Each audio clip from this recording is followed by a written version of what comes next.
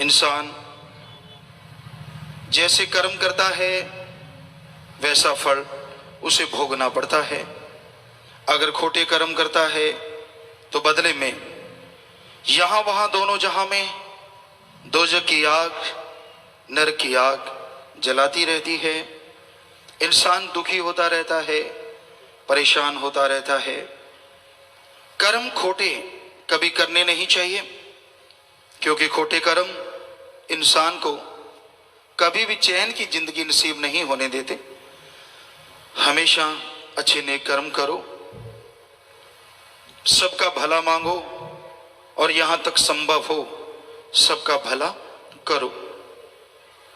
भला मांगना इंसानियत है, भला करना इंसानियत से भगवान तक का सफर है, जिसमें राम का नाम जपो, मालिक की बनाई औलाद का भला करो, किसी का बुरा ना करो। अगर आप किसी एक का भी दिल नेक भले कर्म करके खुश कर लेते हैं तो वो सैकड़े सालों की बंदगी के बराबर है। एक दिल खस्ता रखें बाहू, ले 100 वरियां थी इबादत हो। एक दिल खुश कर ले, बुरे कर्मों से नहीं, भलाई से, नेकी से, अच्छे कर्मों से, तो 100 साल की बंदगी के बराबर भक्ति मालिक उसी क्षण दे देता है। एक बार एक मुसलमान फकीर हज के लिए चले। उनको लगा कि मैं सबसे पहला हाजी बनूंगा। उस हिसाब से वो अपने घर से निकले। दिन का सफर, रात का सफर, अगला दिन और रात। लगा कि मैं 12-1 बजे तक पहुंच जाऊंगा तो पहला हाजी मैं होऊंगा। जब वो रात के समय जा रहे थे, वो स्थान पास ही था कि अचानक उस फकीर के कानों में किसी के कर्राहने की आवाज आई और वो आवाज एक दर्द भरी आवाज थी। फकीर ने निगाह मारी, कुछ नजर ना आया। कर्राहने की आवाज जिधर से आ रही थी उसका पीछा करते हुए फकीर वहां पहुंचा। क्या देखता है? एक कुत्ता है और उसके चारों पांवों के ऊपर से पहले गड्ढे हुआ करते थे, बैलगाड़े या ऊंट गाड़े। उनकी जो टायर होते थे वो लकड़ी के होते थे और लकड़ी टूटे ना, तो उसके लिए उसके एक लोहे का टायर चढ़ाया होता था। तो इस वजह से उसके चारों पैरों के ऊपर से टायर गुजरा तो उसके पांव कट गए, ना वो जीते में ना मरते में। फकीर को बड़ा दुख लगा। सोचने लगा, इसको कराहता हुआ छोड़ के जाऊं, ये मेरा जमीर नहीं मानता, और यहां रुक गया तो हाजी कैसे बन पाऊंगा पहला, जिसके लिए मैंने कब से इंतजार किया है। मक्के पहुंचना जरूरी है। फिर फकीरी ने जोर मारा, उस कुत्ते को उठा लिया, पास ही एक कुआं था, कुएं के पास ले गया कि पानी पिलाता हूं। तब बड़ा साफा पगड़ बांधा करते थे फकीर उस समय। उन्होंने वो पगड़ उतारा, नीचे लटकाया, पानी से दूर रह गया। इधर उधर निगाह मारी, कोई नजर नहीं आ रहा था। तो पजामे टाइप उसने पहन रखी थी, उसको उतारा। उसका नाड़ा बहुत लंबा था, पजामे को जोड़ा तो पगड़ी पानी तक पहुंच गई। पानी निकाला, कुत्ते के मुंह में डाला, कुत्ता कुछ शांत हुआ। फिर पानी निकाला, कुत्ते के मुंह में डाला। यूं जद्दोजहद करते करते करते करते करते करते रात के 12-1 बज गया। कुत्ता सुकून पाया। कुछ देर के बाद कुत्ता मर गया, चोड़ा छोड़ गया। फकीर ने टाइम देखा, तारों को देखा कि भाई पहला हाजी तो मैं बन नहीं सकता, चलो सो जाते हैं, बाद में हज कर लेंगे, क्या फर्क है, बात तो एक ही है। अल्लाह की कलमा अता किया, वहीं पे सो गया। तो मालिक ने उसे दर्शन दिए। जैसे समाधि में बैठा या सोने लगा कि हे बेटा, निराश मत हो, तूने जो काम किया है वो एक हज नहीं कई हज्जों से बढ़ के है। तूने मेरी औलाद का भला किया है, मैं तेरा सबसे बड़ा हज यही कबूल करता हूं। इंसानियत भी कोई चीज होती है। धर्मांध होके इंसान इंसानियत को कुचलता है, ये धर्मों में कहीं लिखा नहीं है। सतगुरु की कृपा से हमने अपने हिंदू धर्म के पवित्र ग्रंथ, चारों वेद शास्त्र, पवित्र गीता, रामायण, महाभारत, जिसे पांचवां वेद कहते हैं, सभी पढ़े। इस्लाम धर्म की पवित्र कुरान शरीफ, कुरान मजीद, सिख धर्म की पवित्र गुरबाणी और भी कई गुटके पढ़े, और ईसाई धर्म की पवित्र बाइबल, सभी पवित्र ग्रंथों को पढ़ा। कबीर, शेख फरीद, नामदेव जी, रविदास, धन्ना भगत, जितनी भी फकीरों की बाणी आती की आ रही, पढ़ते रहे, पढ़ रहे हैं। और यही निकला कि इंसानियत का जज्बा सबसे ज्यादा मालिक को पसंद है।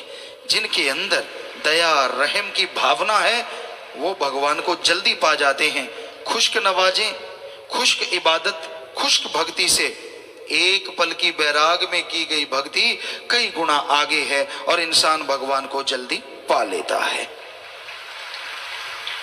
तो सबका भला करो, भला मांगो, भगवान जी आपका भला अवश्य करेंगे। भला करना मुश्किल नहीं है। कई लोग कहते हैं जी भला करने के लिए टाइम नहीं है, तो भाई चलो मान लेते हैं आपके पास किसी का भला करने के लिए टाइम नहीं, समय नहीं, चलो कोई बात नहीं। अगर आप किसी का भला नहीं कर सकते, हालांकि करना चाहिए, भला करना इंसान की आदत मालिक ने बनाई है। इंसान के अंदर सद्गुण भरे हैं कि भला करो। चलो कोई कहता है जी मेरे पास टाइम नहीं, मैं भला नहीं कर सकता, चलो कोई बात नहीं। अगर आप भला नहीं कर सकते तो जब किसी का बुरा करते हो तब टाइम कहां से आ जाता है। अगर भला नहीं कर सकते तो कम से कम किसी का बुरा भी मत करो। अरे कोई जोरावर, कोई अमीर आदमी जब गरीब पे जुल्म करता है, उसे दबाता है, तो उसके अंदर से बद्दुआ निकलती है, और वो बद्दुआ, वो शराफ दरगाह में मालिक की जरूर मंजूर कबूल होता है। फिर आपको चैन कहां से आएगा।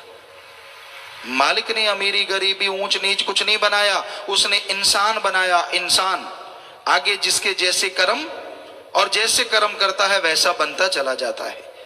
इंसान है जो अपनी तकदीर खुद बदल सकता है। कई कहते हैं जितना भगवान ने लिखा है उतना तो मिल ही जाना है। वाकई उतना तो मिल जाना है, लेकिन ये नहीं है कि हाथ पे हाथ धर के बैठ जाओ कि भगवान तो दे ही देंगे। अब आप भगवान से मांगते हैं और सो रहे हैं तो भगवान चार खुर्राटे और दे देगा, क्योंकि जो कर्म कर रहे हो भगवान तो उसी में मदद करेगा ना। हिंदू धर्म में हमारे लिखा, हिम्मत करे अगर इंसान तो सहायता करे भगवान। हिम्मते मर्दा मत दे खुदा। हिम्मत तो कीजिए, मेहनत कीजिए, हार्ड वर्क, कड़ा परिश्रम कीजिए, हक हलाल कीजिए, तो राम, वो अल्लाह, वो वाहिगुरु, वो ईश्वर आपकी मदद जरूर करेगा। और आदमी तरक्की कैसे हासिल कर सकता है? कोई भी एम्प्लॉइज हैं या कोई भी नौकरी पेशा लोग, काम धंधा करने वाले लोग ये पूछते हैं गुरुजी कैसे तरक्की की जा सकती है? एकमात्र उपाय, आपके अंदर आत्मबल होना चाहिए। 2 रुपए कमाने वाले आज देश में नंबर रखते हैं, धनाड़ों में, पूरी दुनिया में नंबर रखते हैं। क्यों? क्योंकि जिनके अंदर आत्मबल बुलंदियों पे होता है, सफलता उसके कदम अपने आप चूमती है। आत्मबल सफलता की कुंजी है। कभी भी आत्मबल गिरने ना दो। और आत्मबल अगर आपके अंदर कम है तो उसकी एकमात्र खुराक ओम हरि अल्लाह वाहिगुरु राम का नाम है। ईश्वर की भक्ति करो, राम का नाम जपो। कोई अलग टाइम नहीं। मान लो आप गाड़ी चला रहे हैं, हाथों से स्टीयरिंग, पैरों से क्लच, ब्रेक, एक्सीलेटर है, जीभा से तो स्टीयरिंग नहीं पकड़ना। जीभा से राम नाम जपते जाओ, देखते जाओ, चलाते जाओ। लेकिन आप तो कुछ और ही देखते जाते हैं। फसल देख ली, इसकी अच्छी है, हमारी तो नहीं अच्छी, इसकी जल जाए। खूबसूरत कोई देख लिया, अच्छा ये इतना खूबसूरत है, फला इतना खूब, ऐसे सीट फाड़ रहे हो, आपको क्या मिल जाएगा? क्यों नहीं जाते जाते राम का नाम लेते? यकीन मानो जरूर आपको कुछ ना कुछ अच्छा मिल ही जाएगा। सो रहे हो, नींद नहीं आ रही, लेटे लेटे राम को याद करो। खाना खाते हो, खाना खाने से आधा मिनट पहले राम का नाम ले लो। चलते फिरते काम धंधा करते हाथों पैरों से कर्म जोगी और जीवा ख्यालों से ज्ञान जोगी। दोनों कर्म साथ साथ करोगे तो इस जहान की भी खुशियां और उस जहान की भी खुशियां मालिक अता जरूर कर देंगे। कोई घर नहीं छोड़ना, कोई धर्म नहीं छोड़ना, कोई पैसा नहीं देना, कोई नोट बोट का चक्कर नहीं होता भक्ति में। जिस मर्जी धर्म को मानो, जैसे मर्जी कपड़े पहनो, बस सच्ची भावना सच्चे दिल से अगर भक्ति इबादत करोगे, चाहे आप अमीर हैं चाहे गरीब हैं, मालिक की दरगाह में मंजूर कबूल वो भक्ति जरूर हो जाएगी। ये नहीं है कि आप 1000 रुपए की ठग्गी मार के 100 रुपया भगवान को चढ़ा देंगे तो खुशियां मिल जाएंगी। सवाल पैदा ही नहीं होता, क्योंकि 100 आपने चढ़ाया है और आप जैसे ने वहीं से उठाया है। मालिक के पास तो एक नया पैसा नहीं जाता। हमने सारे धर्म पढ़े हैं, किसी धर्म में नहीं लिखा ओम हरि अल्लाह वाहिगुरु राम लेता है। हर धर्म कहता है वो दाता था, दाता है और दाता ही रहेगा।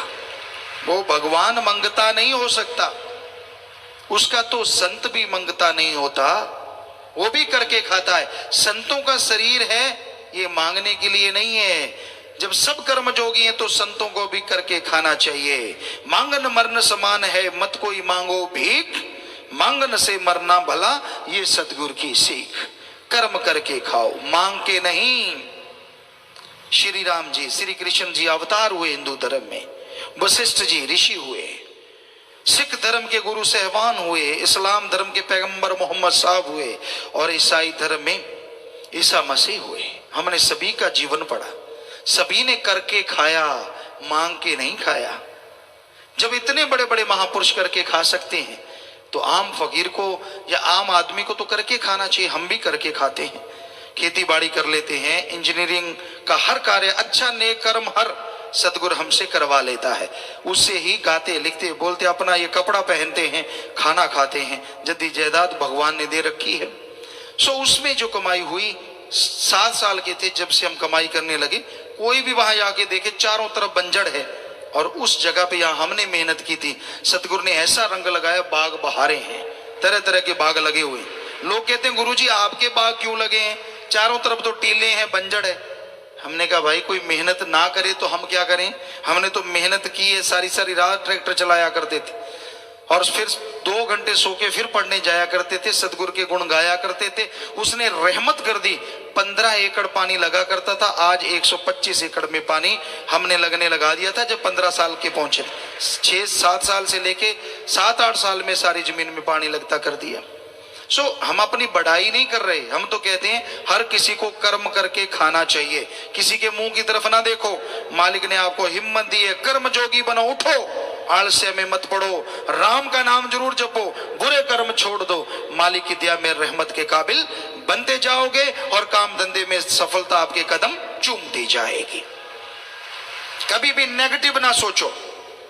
जो तरक्की कर रहे हैं वो आसमान से नहीं टपके, वो भी मां के गर्भ से आए हैं और आप भी मां के गर्भ से आए हैं। तो फिर फर्क क्या है? फर्क है कर्मों का। कर्म जोगी आप भी बन सकते हैं, वो बन गए तो आप टेंशन क्यों लेते हैं, आप भी बन जाइए। संतोष धन आदमी के अंदर होना चाहिए, संतुष्टि, संतोष, संतोख किसे कहते हैं? आपके पास जो कुछ है उसका फायदा लो, परिवार में घर में लगाओ, लोगों की सेवा करो और कमाने के लिए मेहनत करो, टेंशन ना करो। इसी का नाम संतुष्टि है, इसी का नाम संतोष धन है। संतुष्टि तो होनी चाहिए। अगर संतुष्टि नहीं है, संतोष धन नहीं है तो सारी त्रिलोकी का राजा भी कंगाल है, और अगर संतुष्टि है तो छोटी सी झोपड़ी में रहने वाला भी माला माल है। संतुष्टि का मतलब ये नहीं है कि संतुष्ट होके बैठ जाओ, टेंशन ना लो, मेहनत करो, कर्म करो और आगे बढ़ते जाओ। बस मेहनत से, कर्म से टेंशन मत लो कि मेहनत मैं करूंगा फल राम जी देंगे। बस मेहनत करते जाओ, यकीनन भगवान आपकी जरूर सुनेंगे। मेहनत करने वाले की हार नहीं होती, हार होती है जब कर्मों की मार पड़ती है। कई बार लोग बड़ी मेहनत करते हैं, बड़ी हिम्मत करते हैं, फिर भी पीछे पीछे पीछे पीछे कर्मों की हार। और कर्मों को बदलने के लिए कर्म जोगी नहीं, ज्ञान जोगी होना जरूरी है। जब आप बहुत मेहनत करते हैं, सफलता नहीं मिलती, तो राम के नाम से जुड़ जाओ। जो कर्म है भयानक, पहाड़ जैसे कंकर में बदल जाएंगे, और थोड़ी सी मेहनत बहुत बड़ा आपको हिस्सा देगी, बहुत बड़ी आपके लिए खुशियों के द्वार खोल देगी। पर कर्म खोटे ना करो, कर्म करे खोटे पड़ेंगे बड़े सोटे, किसी ने सुननी नहीं फरियाद। कर्म खोटे करते हो तो उस राम की बेआवाज लाठी पड़ती है और इंसान तिल मिला जाता है, किसी काम का नहीं रहता। इसलिए भाई नेक कर्म करो, भले कर्म करो। संत कभी किसी का बुरा नहीं किया करते। बहुत लोगों के दिलो दिमाग में गलत फहमी होती है, संत जहां भी होते हैं सबकी मांगत खैर, सबों से हमारी दोस्ती नहीं किसी से बैर। संतों का तो सबसे प्यार होता है। जो राम से प्यार करेगा उसकी औलाद से नफरत कैसे कर सकता है? संतों को कोई गाली दे, बुरा कहे, कुछ भी बोले, फिर भी उसके लिए दुआ करेंगे। पर कई लोग पढ़ के कट जाते हैं, उनको लगता नहीं संत ऐसा करते हैं वैसा करते हैं। ये सब उस आदमी के मन की बनाई बातें होती हैं। वो मन की खाता है, मन के पीछे चलता है, मन की वजह से गुमराह हो जाता है, तो ऐसा करता है। संत मनमता पसंद नहीं करते, वो रोकते कि मनमते मत चलो। और जो मन के कहने चलना होता है, ऐशो आराम के भूखे होते हैं, वो संतों की बात फिर कई बार नहीं सुनते और दोष संतों को लगाते रहते हैं। तो भाई मालिक जानी जान है, दोनों जहान का वो दाता रह पर सबको देख रहा है। अगर कर्म खोटे करोगे भाई तो कलयुग में सोटे भी लाजमी पड़ते हैं। इसलिए कर्म अच्छे करो, सबका भला मांगो, राम का नाम जपो, मेहनत करो, तो मालिक अंदर बाहर खुशियों से आपको माला माल जरूर कर देंगे। घोर कलयुग का समय, और ऐसे समय में मन इंद्रियां बड़े फैलाव में है, बड़े जोरों शोरों से आगे हैं। इंसान मनमते लोगों की बात को बड़ा आसानी से सुन लेता है। मन जो कहे वो ही कार करे, गुरु वचनों पे ना एतवार करे, गुरु वचनों पे तकरार करे। वाकई सच्चे दाता रहबर ने जो वचन फरमाए वो आज ज्यों के त्यों हैं कि ऐसा घोर कलयुग का समय है। मन कहे वो बातें अच्छी लगती हैं और मनमते लोग कहें वो बातें अच्छी लगती हैं। गुरु पीर फकीर कहे उसके लिए चमत्कार चाहिए। कोई बुरा कर्म करता है, कोई बुरी सोच रखता है, गलत काम करने को कहता है, उसके लिए इंसान कभी कोई चमत्कार नहीं चाहता, झट से उसकी बात को मान लेता है। पर संत कहें कि तेरा भगवान तुझ में है, संत कहें कि अल्लाह वाहिगुरु का नाम जपा करो, तो वो बेइंतहा खुशियां देगा। तो इंसान कहता है मेरा तो चमत्कार को नमस्कार है, अगर कोई मुझे भगवान दिखा देगा तो मैं मान लूंगा कि गुरु पीर फकीर पूरा है। पर यह कैसे संभव है? जब तक आप भक्ति नहीं करते, जब तक आप राम नाम का जाप नहीं करते, तब तक उस राम को, अल्लाह वाहिगुरु को कैसे देखा जा सकता है? जिस तरह से बच्चे नर्सरी से पढ़ना शुरू करते हैं, पढ़ते चले जाते हैं और 20 साल बाद, 15 साल बाद डिग्री, डिप्लोमा, मास्टरेट की डिग्री हासिल होती है। कितना समय लगा, कितनी मेहनत की, कितना दृढ़ निश्चय रहा, तब जाके वो डिग्रियां मिली। उसी तरह अल्लाह वाहिगुरु राम गौड़ खुदा रब को पाने के लिए आपको दृढ़ यकीन रखना होगा, सर्च करना होगा और दृढ़ यकीन रखते हुए प्रभु अल्लाह वाहिगुरु राम का नाम जपना होगा। ज्यों ज्यों आप राम नाम जपते जाएंगे, ज्यों ज्यों भक्ति करते जाएंगे, तो जो डिग्रियां आपको मिलेंगी वो परमानंद और मालिक सदगुरु मौला के नूरी स्वरूप के दर्शन होंगे, जिसके सामने सब कुछ फीका पड़ जाता है, जिसके मुकाबले में कोई चीज खड़ी नहीं रहती, वो परम पिता परमात्मा, वो अल्लाह, वो वाहिगुरु, वो मालिक, जिसे नूरी स्वरूप में मिल जाया करते हैं, उनके अंदर से ईगो, उनके अंदर से खुदी अहंकार, द्वी द्वेष, चुगली निंदा, दूसरे को नीचा दिखाने की भावना सब चली जाती हैं। एक शांत में समुंदर की तरह उसके चेहरे पे नूर ठाठे मारने लगता है। पता चल जाता है कि यह इंसान भक्ति करने वाला है और सतगुरु के दृढ़ यकीनों पे अमल करने वाला है, सतगुरु पे दृढ़ यकीन रखता है, वचनों पे अमल करने वाला है। तो फकीर के वचन सिर्फ वचन ही नहीं होते, वो अल्लाह वाहिगुरु राम की बात होती है जो फकीर वचन कहते हैं। वाहिगुरु के वचन हो सकते हैं, अल्लाह राम के वचन होते हैं, फकीर तो बताने वाले होते हैं। आदमी का मन मरोड़ा चढ़ा लेता है। हर इंसान अपनी मर्जी का मालिक है, वो आपको क्या कह दे, क्या बोल दे, कुछ पता नहीं चलता। पर संत पीर फकीर अगर कुछ बोल दे, अगर भक्ति कर लो तो आपको पता चल जाएगा। कबीर साहब जी फरमाते हैं, संतों का क्रोध भी दाती होता है और दुनियादारी का प्यार भी घाती होता है। कैसे? संत पीर फकीर हमेशा प्यार मोहब्बत की चर्चा करते हैं, पर कोई इंसान के भयानक कर्म आ रहे हैं पहाड़ जैसे, उसकी भक्ति उतनी नहीं है, उसने उतना सुमरन नहीं किया घंटा सुबह शाम, 2 घंटे सुबह शाम, जिससे वो पहाड़ सा कर्म कंकर बन जाए। पर उसकी सेवा है, उसका बचपन का प्यार है, तो संत को लाज होती है, गुरु को लाज होती है, ये इस पहाड़ के नीचे दब जाएगा, कोई तरीका नहीं बचता।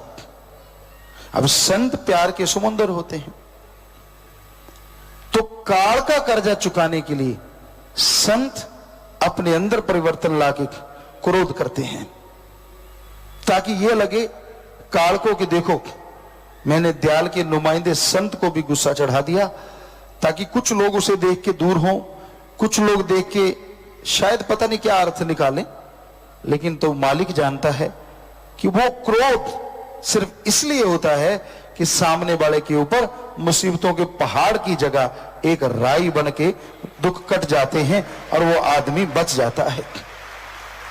होता कभी कभार है किसी किसी के साथ।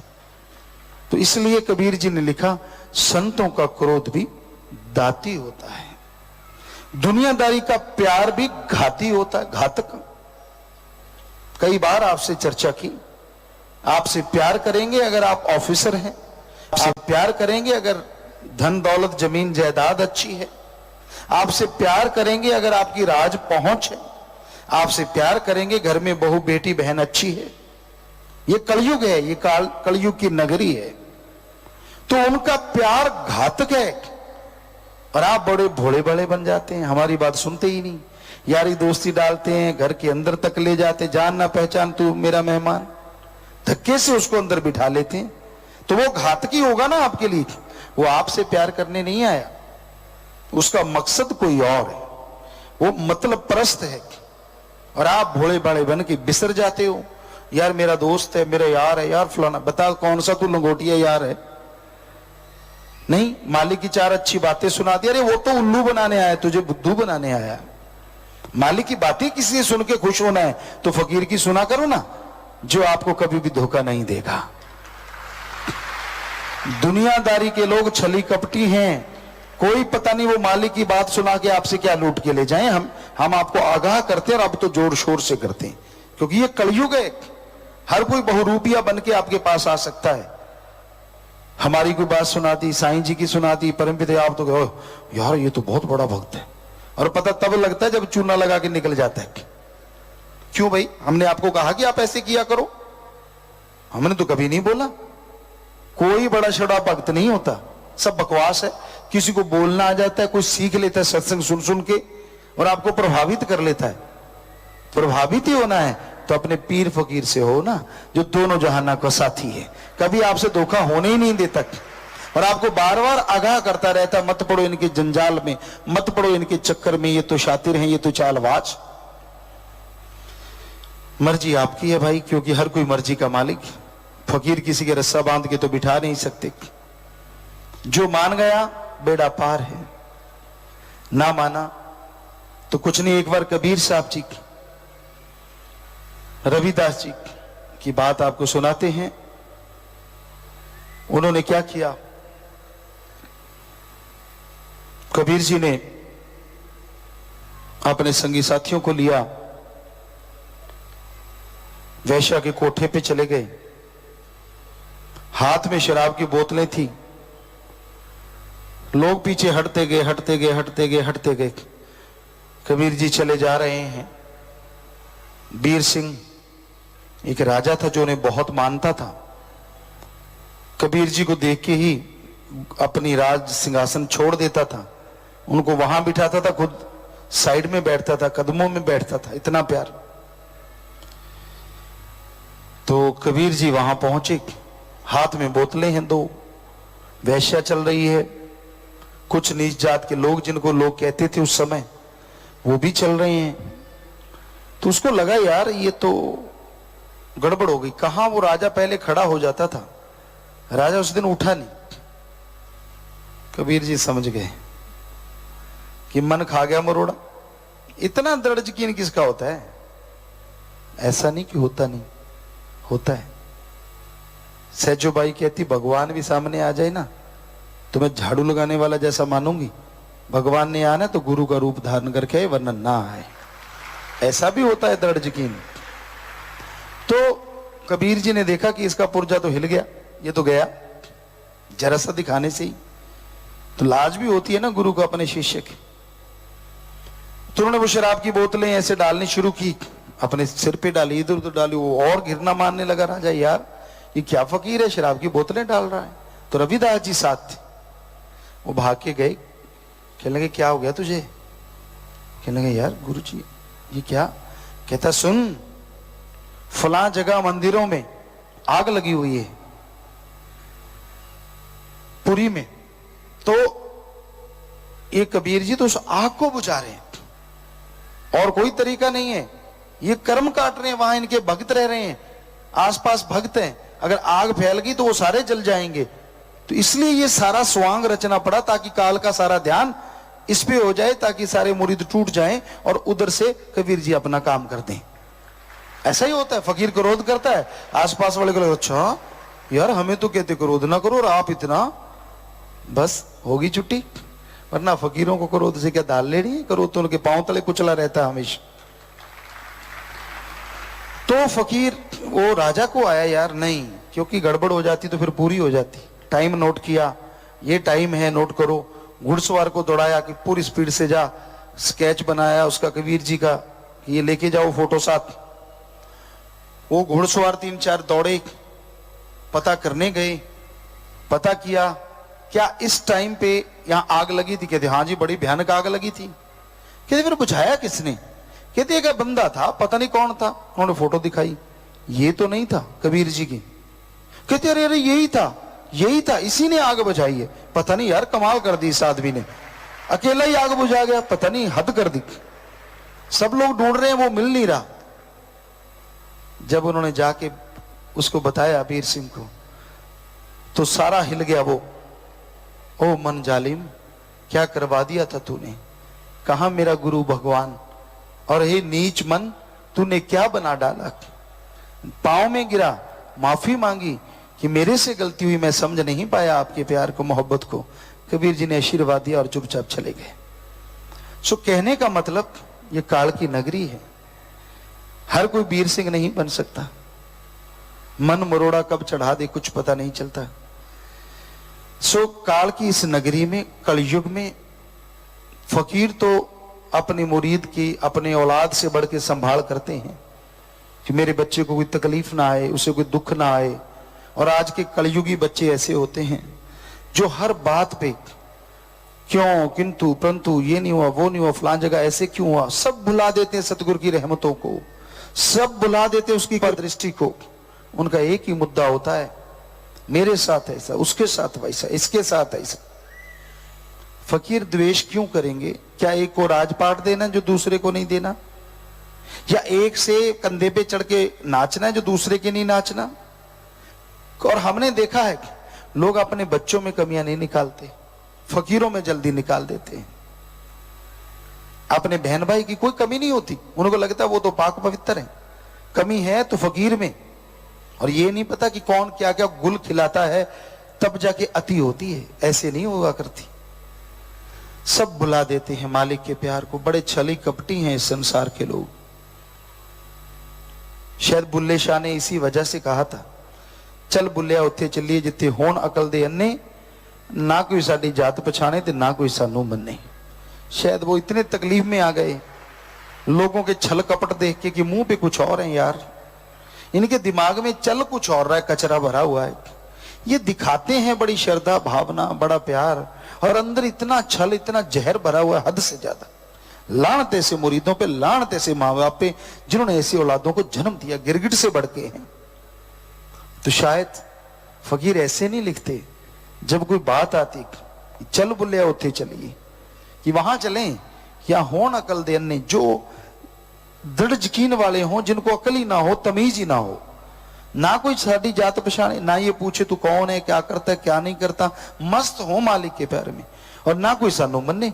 सो कहने का मतलब कि जब कोई मानेगा ही नहीं तो फिर तकलीफ किस बात की।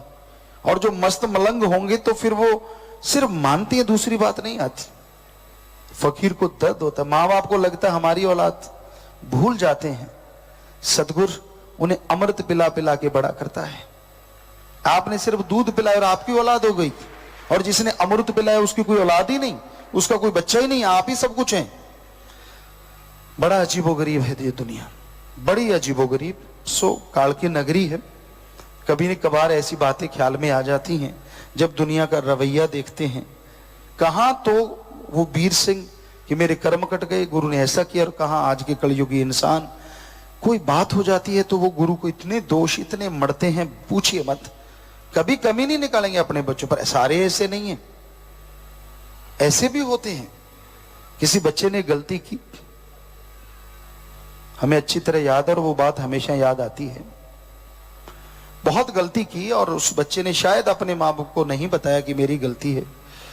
शायद उसने कुछ कहा ऐसा, हमें अब किसी को झूठा इल्जाम नहीं लगाते, क्या कहा क्या नहीं कहा कि मैं भक्ति नहीं कर सकता, मैं तो अब नहीं रह सकता, मैं तो राम नाम नहीं जपूंगा। तो उस बाप ने उसकी बाजू पकड़ी, घसीटते हुए हमारे पास लाए, गुरुजी मैंने आपको सौंपा, भक्ति करे, मरे खपे, कैसा रहे आप जानो और ये जाने। मेरे लिए तो मस्ताना जी के वचन सच्चे हैं।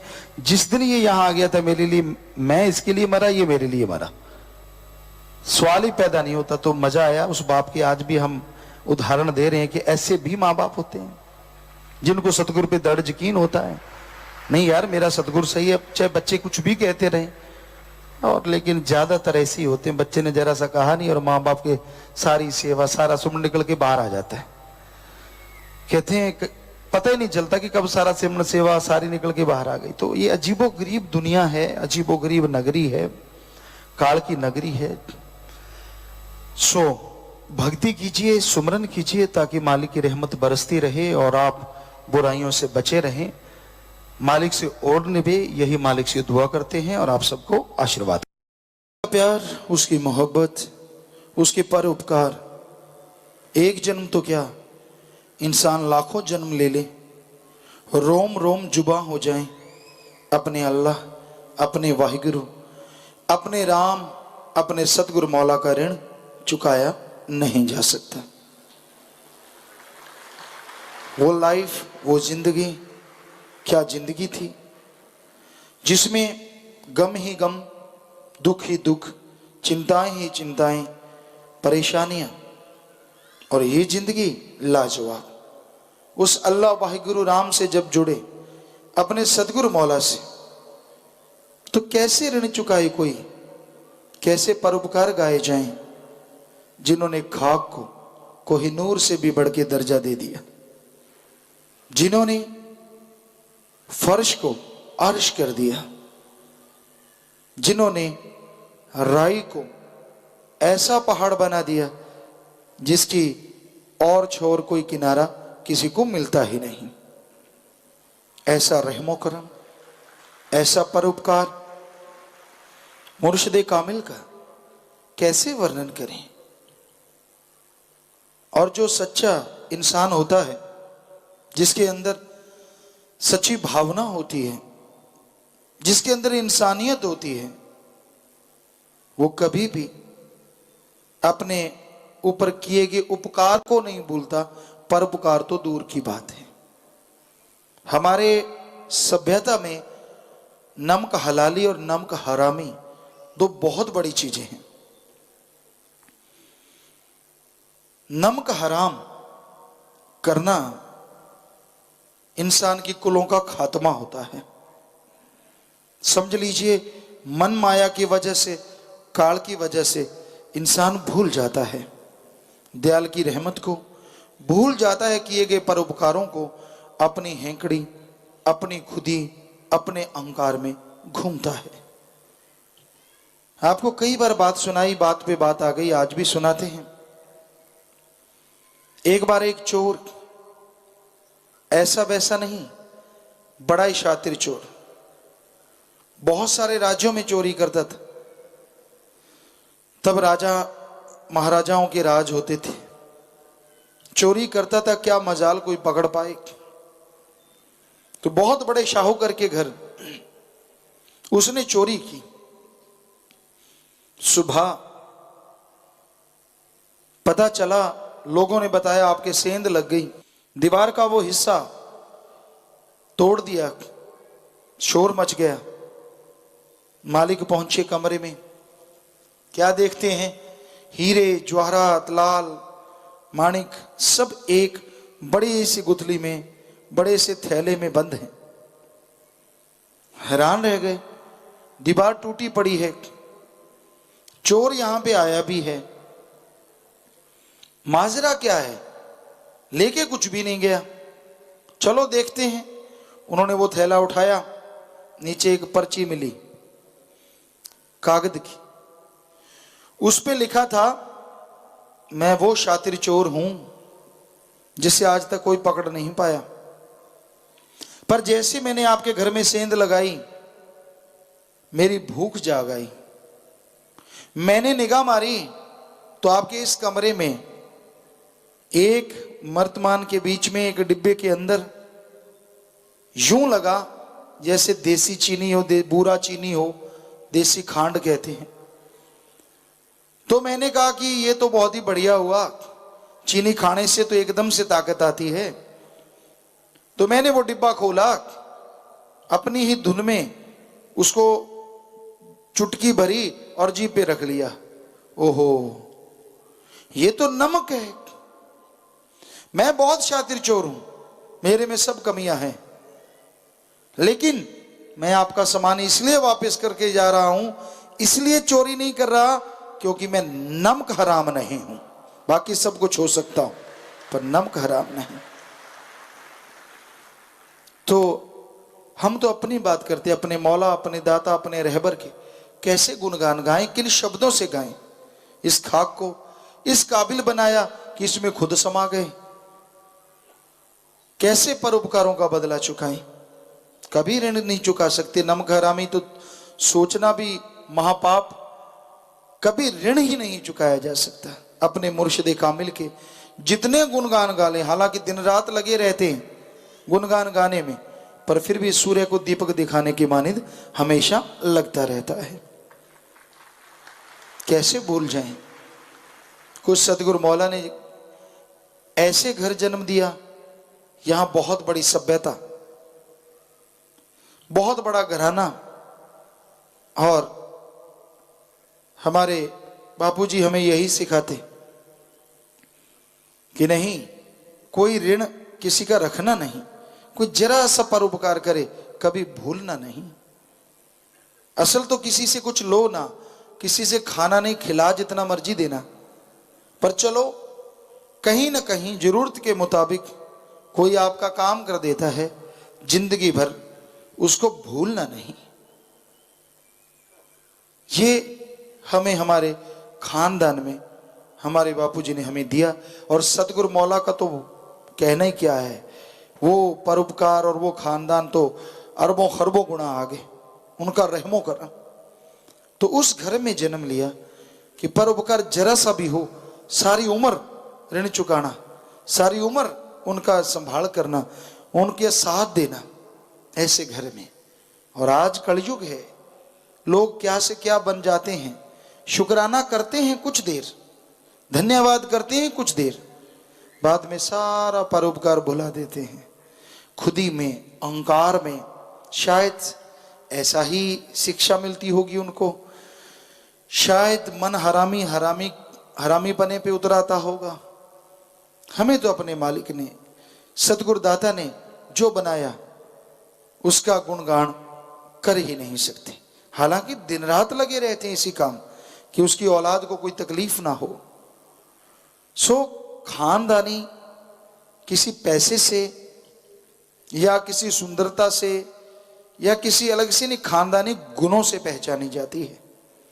अब कलयुग में खानदानी किसकी कैसी रहेगी ये तो राम जाने, हम तो किसी की भी नहीं गारंटी ले सकते, किसी की भी। हमारी खानदानी तो आप हैं, सारी साथ संगत। और हमें उम्मीद है कि हमारी खानदानी में ऐसे ऐसे नौजवान पड़े हैं जो दूसरों की जान बचाने के लिए अपनी जान की परवाह नहीं करते। हमारी खानदानी में ऐसी औलादें हैं हमारी जो दूसरों को निगाह देने के लिए जीते जी भी अपनी एक आंख देने को तैयार बैठे हैं।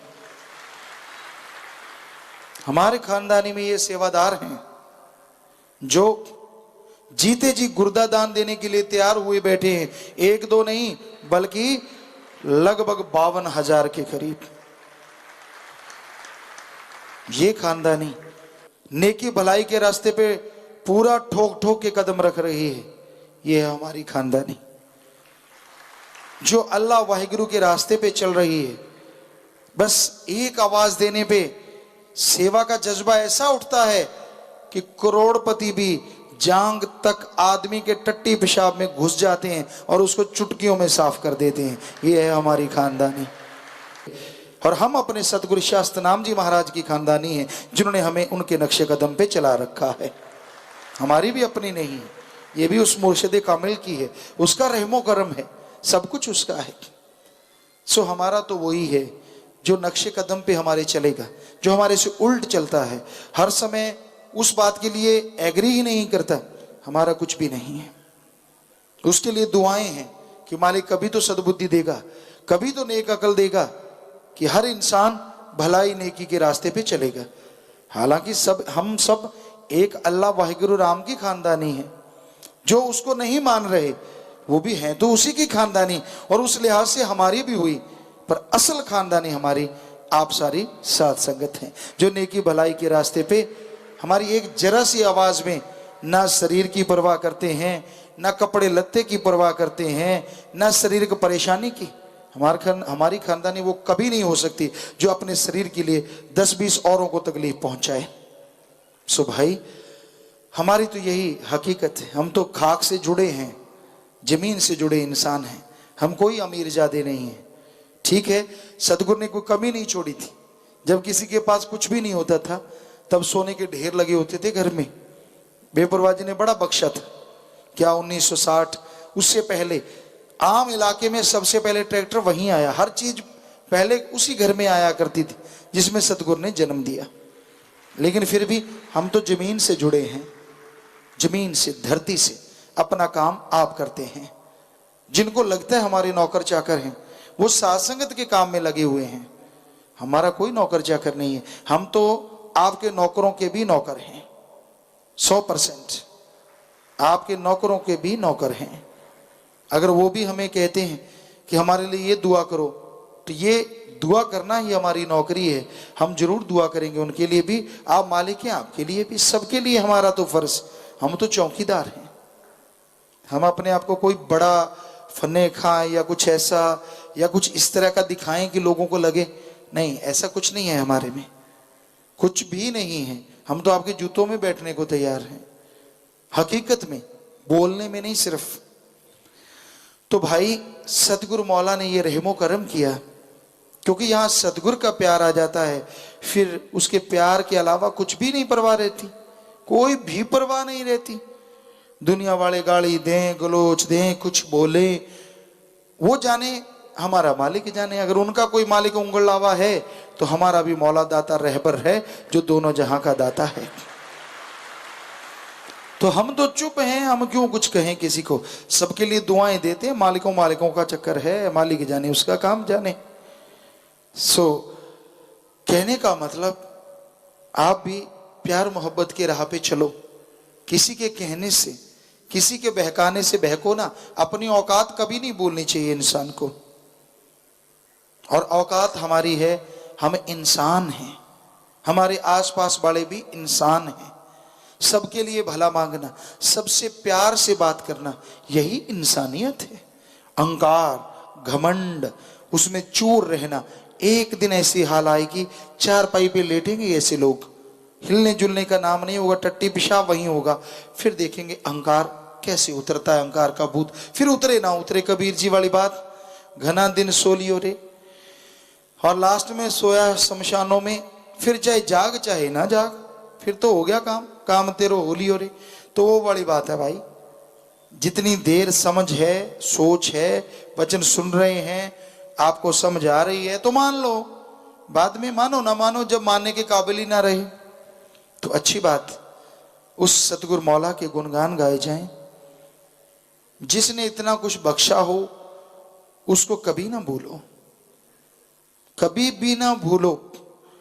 आदमी बहुत ज्यादा उम्मीदें पाल लेता है, बहुत कुछ सोचता है, भूल जाता है कि सतगुरु मौला अगर तिनके को कोहिनूर बना सकता है तो कोहिनूर को पत्थर बनाते देर नहीं लगती।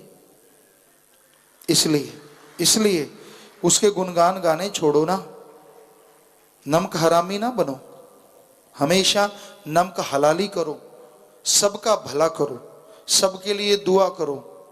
अरे दूसरों का भला करोगे, दूसरों के लिए दुआ करोगे तो मालिक आपका भला भी जरूर करेंगे।